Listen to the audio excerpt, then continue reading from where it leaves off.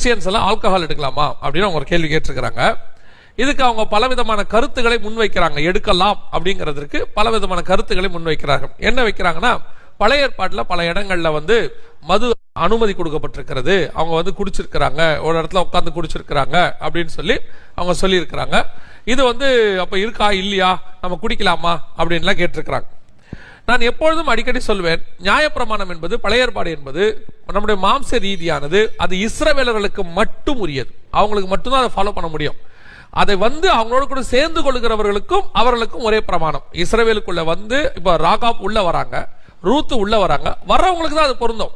அந்த பிரமாணத்தை அவர்கள் ஏற்றுக்கொண்டு அதன்படி வாழ்கிறவர்களுக்கு.